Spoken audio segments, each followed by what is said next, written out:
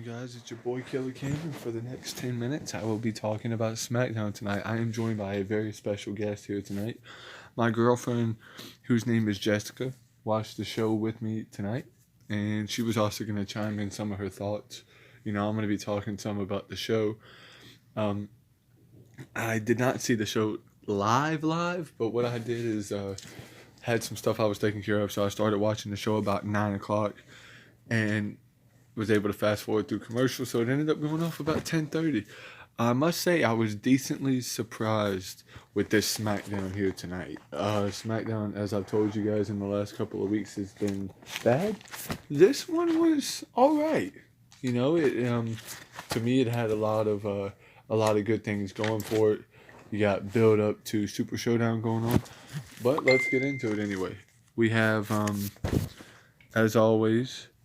We have the show took place in Glendale, Arizona. And before we get into it, I wanted to say there was a weird glitch going on tonight.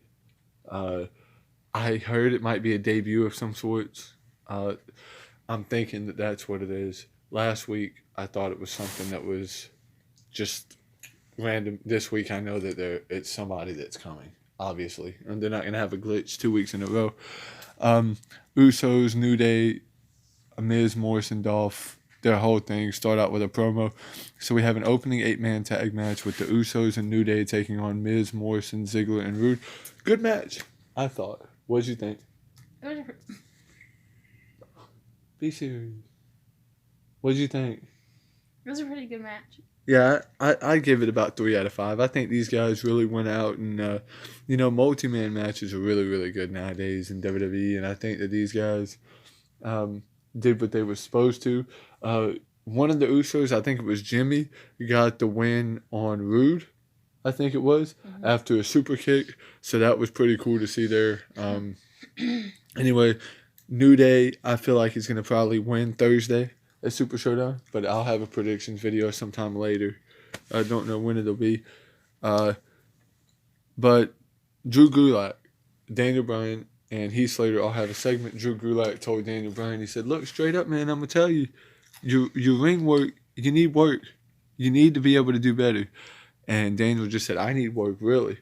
But it would ultimately set up a match between them later on. Otis and Mandy fall out. Dolph ended up being the guy that he was and ended up going on that date with Mandy. My girlfriend was mad about it. That made me so mad. She was mad about it, but nevertheless, I love kind of what they're doing. I think Otis is going to destroy Dolph when they finally face each other. Oh, yeah. But next match, you had the Symphony of Destruction match, which was basically no disqualification, no count out, falls count anywhere. Elias and Braun Strowman took on Cesaro and Shinsuke Nakamura. Very enjoyable match. Oh, yeah. I thought there was a spot where Braun Strowman put a drum through Cesaro, that was really which was funny. I think Braun got the win.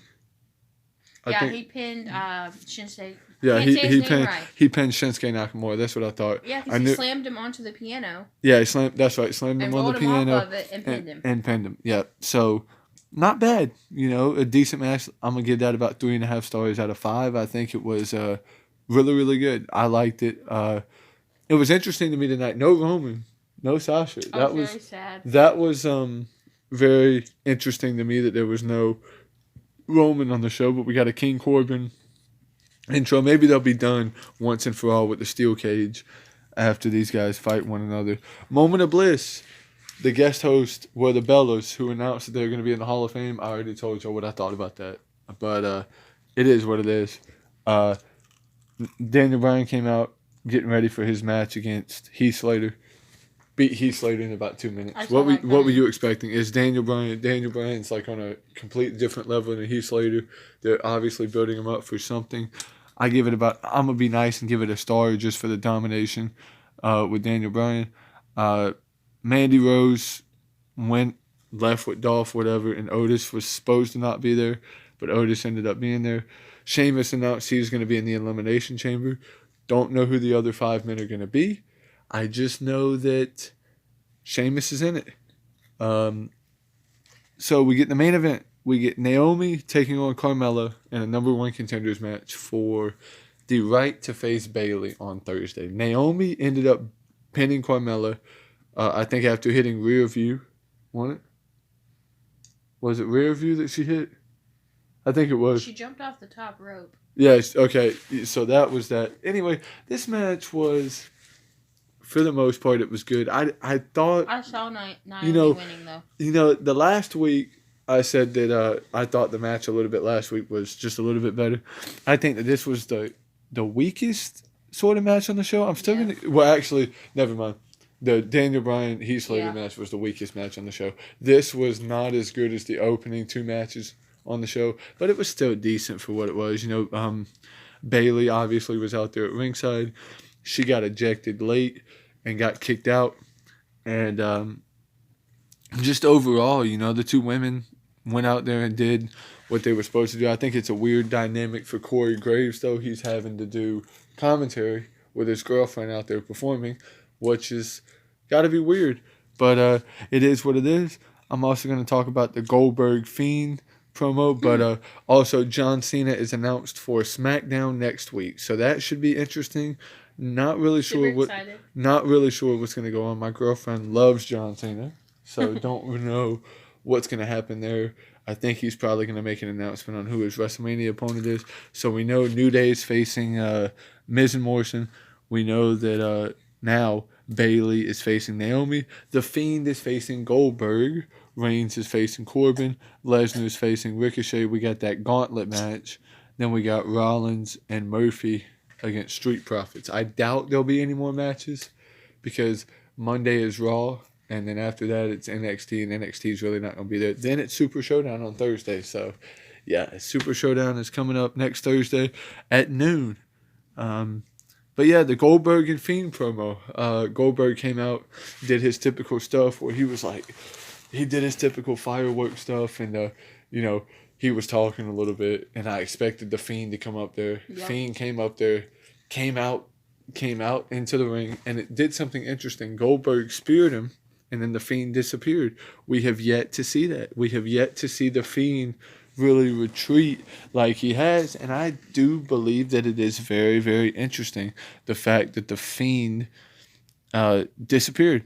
It's really showing to me that, they're building a type of thing to where the Fiend's going to be scared. So what I think is probably going to end up happening at Super Showdown, I feel like Goldberg is going to win the match, but the Fiend is going to retain the title.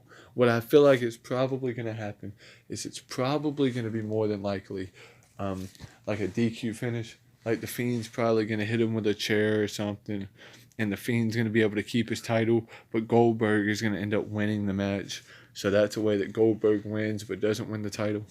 I don't know. I just know that's interesting to me, and I'm also interested to see who the men are going to be in the Elimination Chamber match. And Lacey Evans also kind of pointed out that she was going to go through 6 women and then an Elimination Chamber, but there's already been a women's chamber announced, so don't know if they're going to do another one. Doubt it. There's usually only 2, but Sheamus is the first of 6 men that are going to be in Elimination Chamber.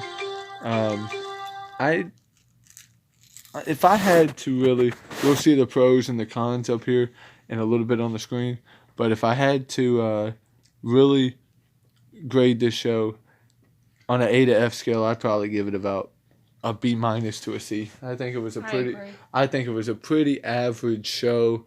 It didn't really, I haven't been like the last couple of weeks where I've regretted spending 2 hours watching it.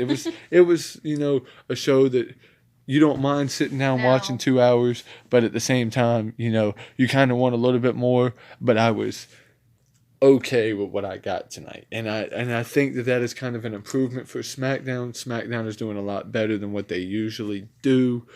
But hey, it is what it is. You had something you wanted to say?